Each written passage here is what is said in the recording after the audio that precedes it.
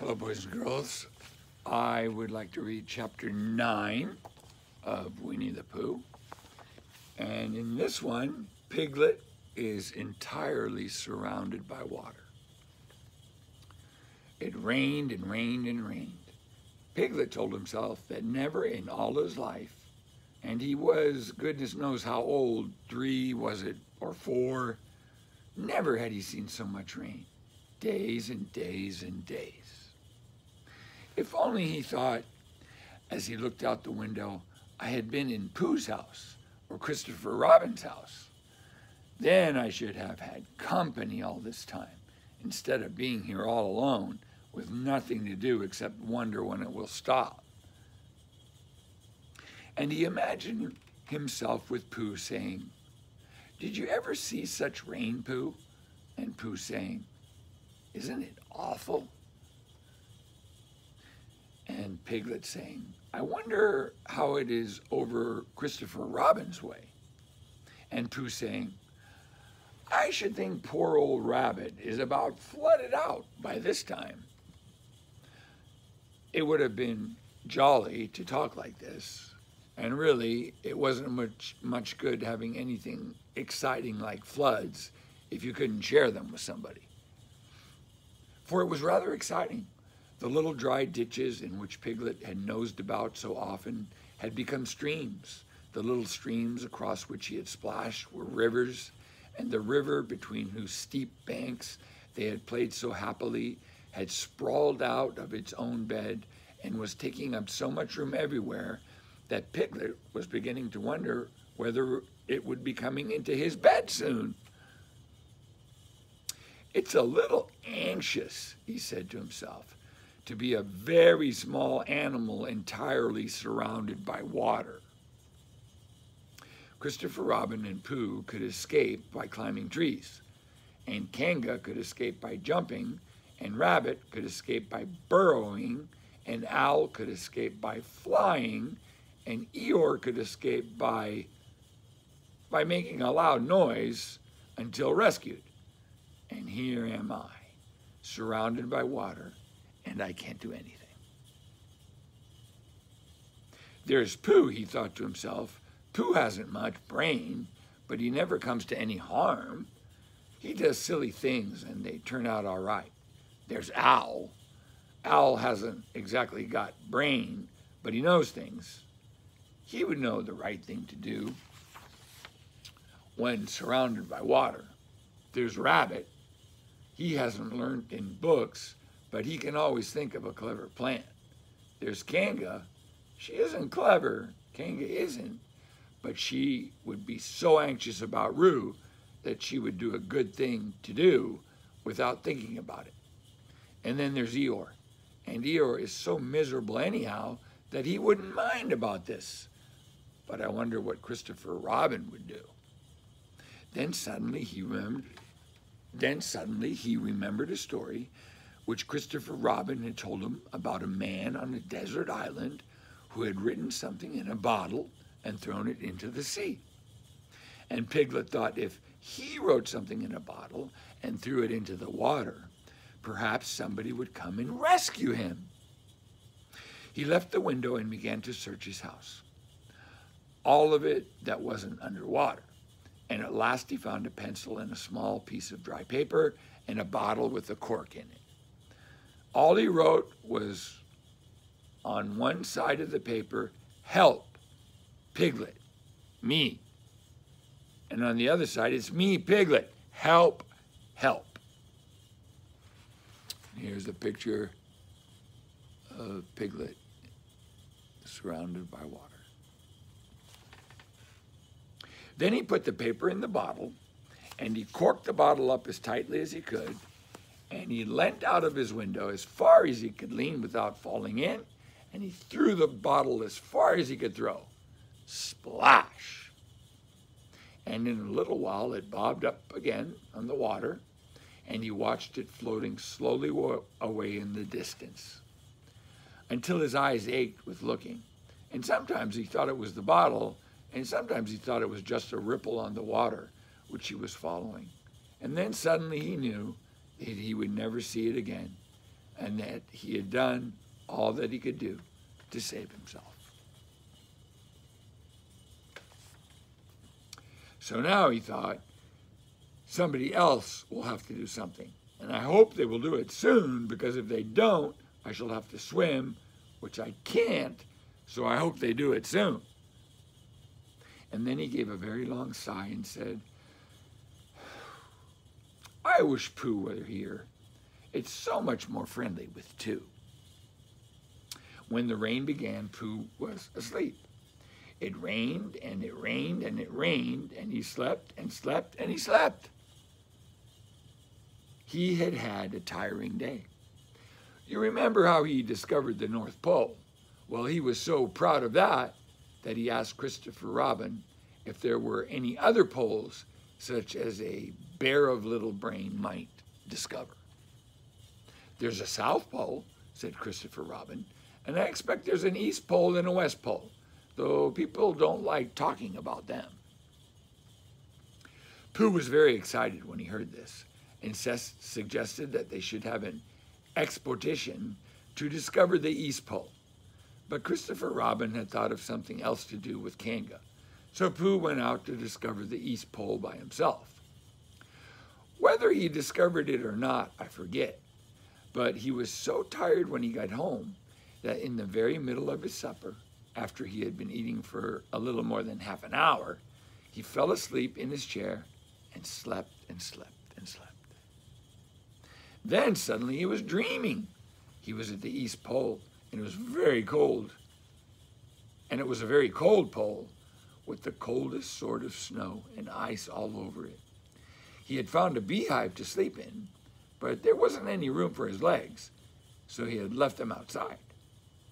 And wild woozles, such as inhabit the East Pole, came and nibbled all the fur off his legs to make nests for their young. And the more they nibbled, the colder his legs got, until suddenly he woke up and ow! And there he was, sitting in his chair with his feet in the water and water all around him. He splashed to his door and looked out. This is serious, said Pooh. I must have an escape. So he took his largest pot of honey and escaped with it to a broad branch of his tree, well above the water.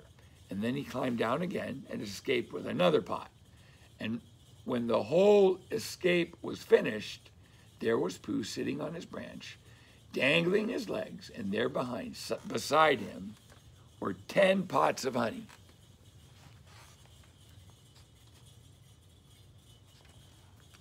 Two days later, there was Pooh sitting on his branch, dangling his legs, and there beside him were 4 pots of honey. 3 days later, there was Pooh sitting on his branch, dangling his legs, and there beside him was 1 pot of honey. 4 days later, there was Pooh, and it was on the morning of the 4th day that Piglet's bottle came floating past him, and with one loud cry of honey, Pooh plunged into the water, seized the bottle, and struggled back to his tree again. Bother, said Pooh as he opened it, all that wet for nothing. What's this bit of paper doing? He took it out and looked at it. It's a message, he said to himself. That's what it is. And that letter is a P. And so that, and so is that, and P means Pooh, so it's a very important message to me, and I can't read it. I must find Christopher Robin or Owl or Piglet, one of those clever readers who can read things, and they will tell me what this message means. Only I can't swim. Bother. Then he had an idea. And I think that for a bear, a very little brain, it was a good idea. He said to himself, if a bottle can float, then a jar can float. And if a jar floats, I can sit on top of it if it's a very big jar. So he took the biggest jar and corked it up, All boats have to have a name, he said, so I shall call mine the Floating Bear. And with these words, he dropped the boat into the water and jumped in after it.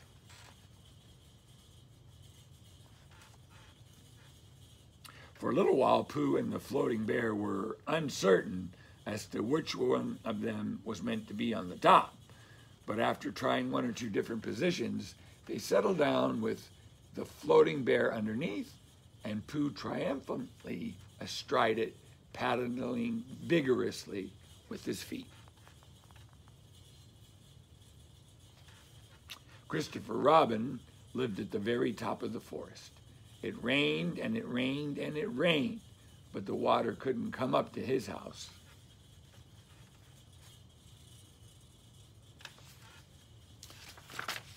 It was rather jolly to look down into the valley and see the water all around him, but it rained so hard that he stayed indoors most of the time and thought about things. Every morning he went out with his umbrella and put a stick in the place where the water came up to. And every next morning he went out and couldn't see his stick anymore, so he put another stick in the place where the water came up to. And then he walked home again, and each morning he had a shorter way to walk than he had the morning before. On the morning of the 5th day, he saw the water all around him, and he knew that for the first time in his life, he was on a real island, which was very exciting. It was on this morning that Owl came flying over the water to say, "How do you do?" to his friend Christopher Robin. "I say, Owl," said Christopher Robin, "isn't this fun? I'm on an island." "The atmospheric conditions have been very unfavorable lately," said Owl. "The what?" "It has been raining," explained Owl. "Yes," said Christopher Robin, "it has. The flood level has reached an unprecedented height." "The who?" "There's a lot of water about," explained Owl. "Yes," said Christopher Robin, "there is. However, the prospects are rapidly becoming favorable. At any moment—" "Have you seen Pooh?" "No." "At any moment—" "I hope he's all right," said Christopher Robin. "I've been wondering about him. I expect Piglets with him." "Do you think they're all right, Owl?" "I expect so.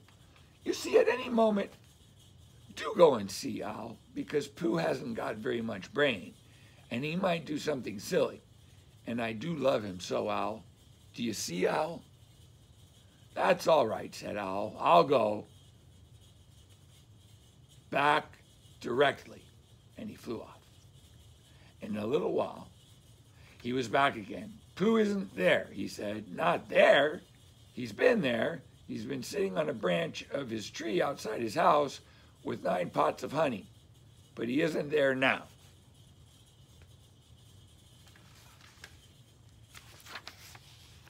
"Oh, Pooh," said Christopher Robin, "where are you?" "Here I am," said a growly voice behind him. "Pooh?" They rushed into each other's arms. "How did you get here, Pooh?" asked Christopher Robin when he was ready to talk again. "On my boat," said Pooh proudly. "I had a very important message sent to me in a bottle, and owing to having got some water in my eyes, I couldn't read it. So I brought it to you on my boat." With these proud words, he gave Christopher Robin the message. "But it's from Piglet," said Christopher Robin when he had read it. "Isn't there anything about Pooh in it?" asked Bear, looking over his shoulder. Christopher Robin read the message out loud. "Oh, are those peas piglets? I thought they were Poohs." "We must rescue him at once. I thought he was with you, Pooh. Owl, could you rescue him on your back?" "I don't think so," said Owl, after grave thought. "It's doubtful if the necessary dorsal muscles—" "Then would you fly to him at once and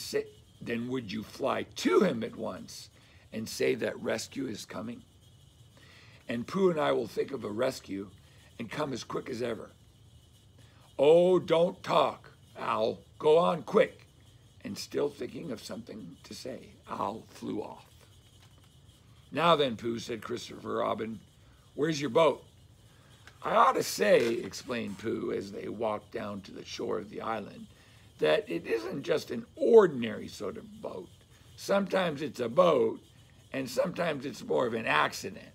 It all depends." "Depends on what?" "On whether I'm on the top of it or underneath it." "Oh, well, where is it?" "There," said Pooh, pointing proudly to the floating bear.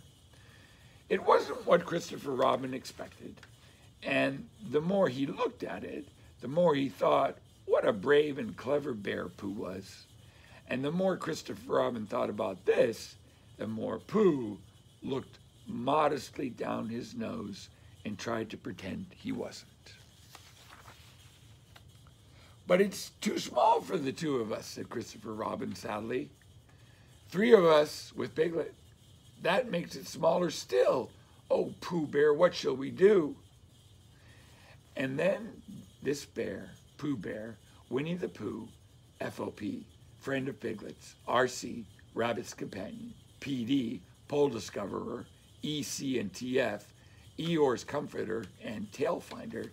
In fact, Pooh himself said something so clever that Christopher Robin could only look at him with mouth open and eyes staring, wondering if this was really the bear of Little Brain whom he had known and loved so long. "We might go in your umbrella," said Pooh. "We might go in your umbrella," said Pooh. "We might go in your umbrella," said Pooh. And after the first one, there was a question mark, and then exclamation marks. For suddenly Christopher Robin saw that they might. He opened his umbrella and put it point downwards in the water. It floated but wobbled. Pooh got in. He was just beginning to say that it was all right now when he found that it wasn't. So after a short drink, which he didn't really want, he waded back to Christopher Robin. Then they both got in together, and it wobbled no longer. "I shall call this boat the Brain of Pooh," said Christopher Robin, and the Brain of Pooh set sail forthwith in a southwesterly direction, revolving gracefully. You can imagine Piglet's joy when at last the ship came in sight of him. In after years, he liked to think that he had been in very great danger during the terrible flood, but the only danger he had really been in was in the last half hour of his imprisonment, when Owl, who had just flown up, sat on a branch of his tree to comfort him and told him a very long story about an ant who had once laid a seagull's egg by mistake.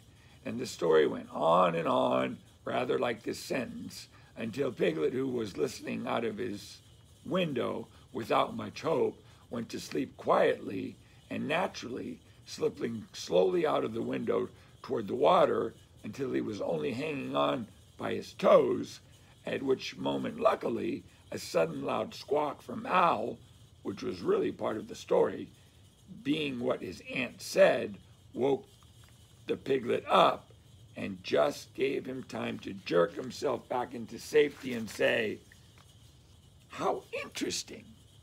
And did she? When? Well, you can imagine his joy when at last he saw the good ship, the Brain of Pooh, Captain C. Robin, First Mate P. Bear, coming over the sea to rescue him. And that is really the end of the story. And as I am very tired after that last sentence, I think I shall stop there. And next time we'll read chapter 10, in which Christopher Robin gives Pooh a party and we say goodbye. Thanks for listening, guys. See you next time.